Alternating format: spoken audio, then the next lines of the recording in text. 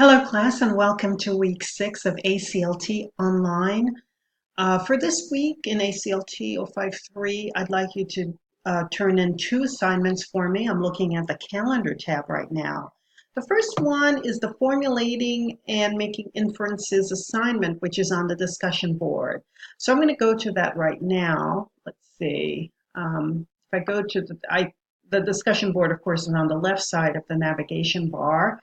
And I'm going to open it, and there I have it. Formulating and explaining valid inferences, I should say. And I'd like you to post your inferences and respond, of course, to to one other comment on the discussion board as well. This is in response to Vicki Madden's article about the seen and unseen academic barriers to a lot of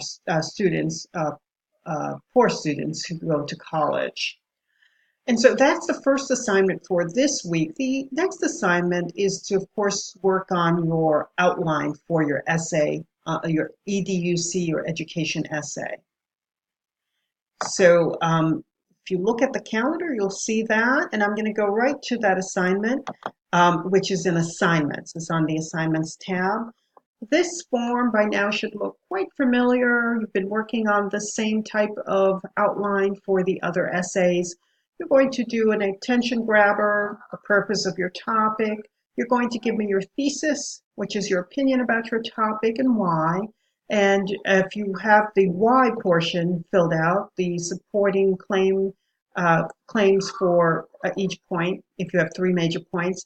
And of course, your body paragraphs, supporting sentences, and your conclusion.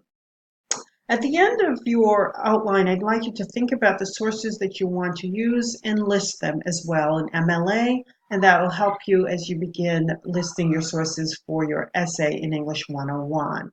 So these are the 2 assignments I'd like you to work on for this week in ACLT 053, and I hope this video was helpful.